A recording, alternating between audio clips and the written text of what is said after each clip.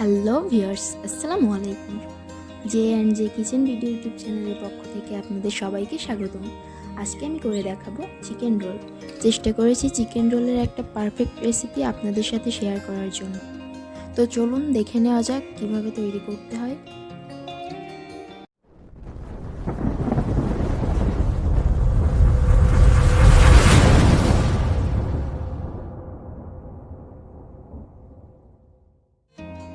প্রথমেই আমি একটি ব্যাটার তৈরি করে নেব। এর জন্য এখানে একটি মিক্সিং বলে আমি নিয়ে নিচ্ছি একটি ডিম। এরপর ডিমটা আমি ভালোভাবে বিট করে নিচ্ছি।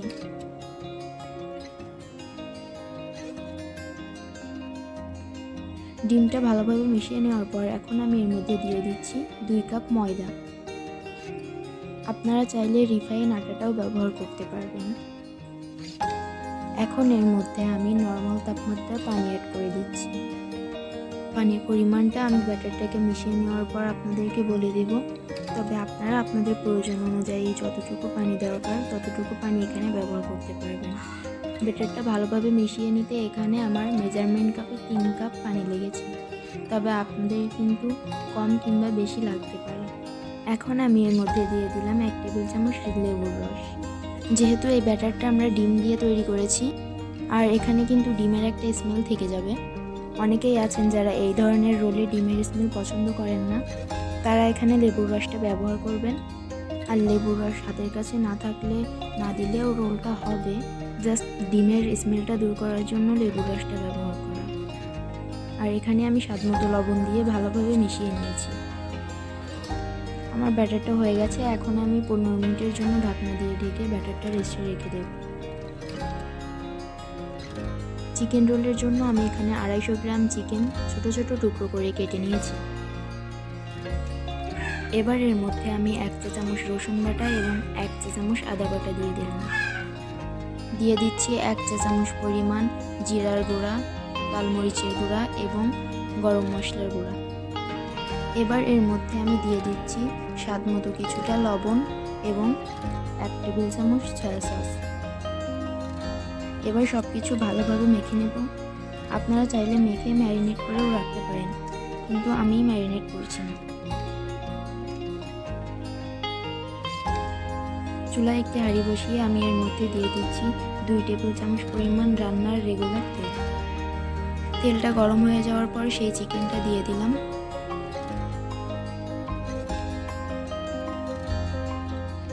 এবার চিকেনটা 4-5 মিনিট তেলের উপরে ভেজে নেব।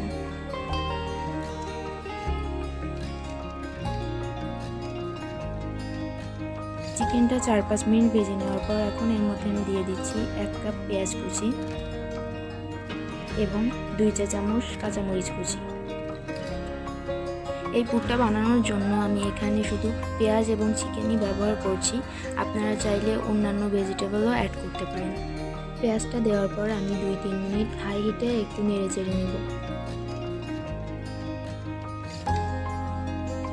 তো আমি 2-3 মিনিট পেঁয়াজটা ভেজে নিয়েছি।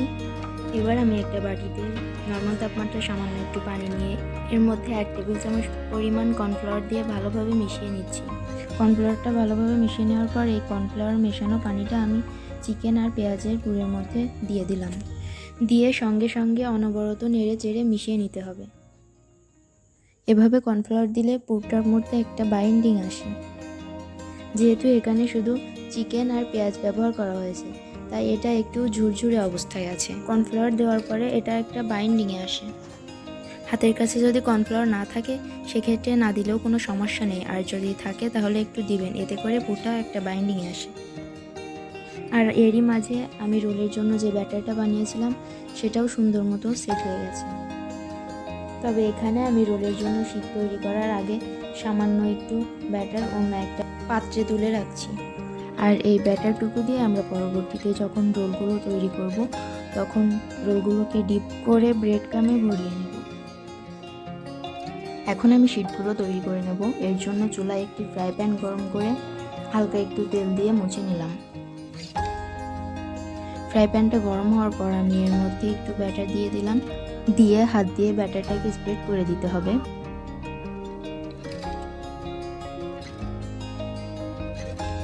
এবার 30 থেকে 40 সেকেন্ড অপেক্ষা করতে হবে এবং চুলার জালটা মিডিয়াম আঁচে রাখতে হবে। 30 থেকে 40 সেকেন্ড পর যখন দেখবেন শিটটা পাশ থেকে এরকম খুলে এসেছে বা উঠে এসেছে, তখন একটা সাইড থেকে তুলে এটাকে উল্টে দিতে হবে। উল্টে দেওয়ার পর অপোজিট সাইডটাকেও 30 থেকে 40 সেকেন্ড ভেজে নিতে হবে। আর এই একইভাবে আমি সবগুলো শিট তৈরি করে নেব। এই তো এরই মাঝে আমার সবগুলো শিট তৈরি করা হয়ে গিয়েছে। তো এখন আমি রোলগুলো তৈরি করে নেব। এখানে আমি একটা বাটিতে 4 টেবিল চামচ পরিমাণ ময়দা নিয়ে নিচ্ছি। এবার এর মধ্যে আমি সামান্য একটু পানি দিয়ে দিচ্ছি। এখানে খুব অল্প পানি দিতে হবে এবং আঠালো একটা ব্যাটার তৈরি করে নিতে হবে। তো পানি দেওয়ার পরে ভালোভাবে মিশিয়ে নিচ্ছি। মিশিয়ে নেওয়ার পর এরকম আঠালো বা স্টিকে একটা ব্যাটার তৈরি করে নিতে হবে, যাতে করে রোলগুলো বানানোর সময় এই রোলগুলোকে সিল করা যায় এই ব্যাটারটা দিয়ে। এখানে আমি একটি শিট নিয়ে নিয়েছি।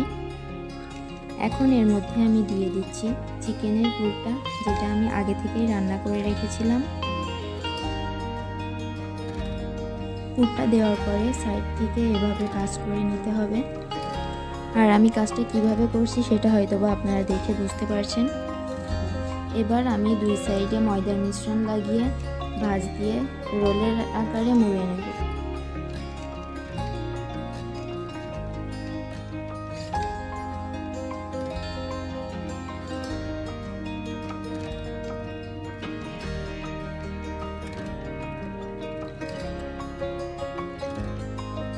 এই তো হয়ে গেছে আমার চিকেন রোল। এভাবে আমি বাদবাকি সব রোলগুলো করে নেব। এই যে রোলগুলোকে আমি এইভাবে বানিয়ে নিয়েছি। এখন আমি প্রথমেই আমি যে সামান্য একটু ব্যাটার তুলে রেখেছিলাম, এখন আমি এখান থেকে একটা রোল নিয়ে সেই ব্যাটারের মধ্যে দিয়ে ভালোভাবে ডিপ করে নিচ্ছি। ডিপ করে নেওয়ার পর আমি রোলটাকে তুলে নিচ্ছি। তুলে নেওয়ার পর এখানে একটি পাত্রে আমি টোস্টের গুঁড়া রেখেছিলাম। এখন আমি রোলটাকে তুলে এর মধ্যে দিয়ে দিচ্ছি। আর এখানে আমার হাতের কাছে ব্রেড ক্রাম্ব নাই, তাই আমি টোস্টের গুঁড়া ব্যবহার করেছি। কিন্তু যদি আপনাদের হাতের কাছে ব্রেড ক্রাম্ব থাকে তাহলে আপনারা ব্রেড ক্রাম্ব ব্যবহার করবেন।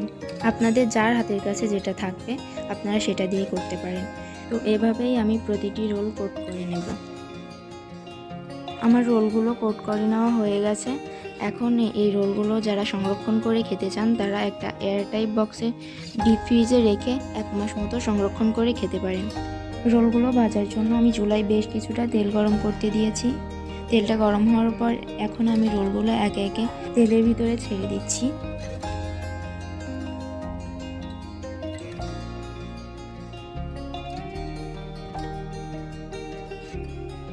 একটা সাইড ভেজে নেওয়ার পর আমি অন্য একটা সাইড উল্টে দেব। চেষ্টা করবেন রোলগুলো সময় নিয়ে ধৈর্য ধরে মাঝারি আঁচে ভাজার জন্য। এতে করে রোলের উপরটা অনেক ক্রিস্পি হবে।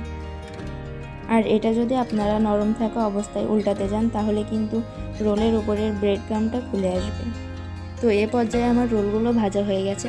এখন আমি রোলগুলো একটি কিচেন টিস্যুর উপরে নামিয়ে নিব। তো তৈরি হয়ে গেল আমার মজাদার চিকেন রোল। আপনারা হয়তো দেখে বুঝতে পারছেন এটা কতটা সুন্দর এবং ক্রিস্পি হয়েছে। আমি আপনাদের একটা কেটে দেখাচ্ছি। দেখেন এটা কতটা সুন্দর হয়েছে, ভিতরটা সফট এবং ওপরটা ক্রিস্পি। এভাবে একবারের জন্য হলেও চেষ্টা করে দেখবেন, আশা করি ভালো লাগবে। তো আমার আজকের ভিডিও এই পর্যন্তই। ভিডিওটি ভালো লাগলে লাইক, কমেন্ট, শেয়ার করবেন এবং আমার চ্যানেলটি সাবস্ক্রাইব করে পাশে থাকবেন। আল্লাহ হাফেজ।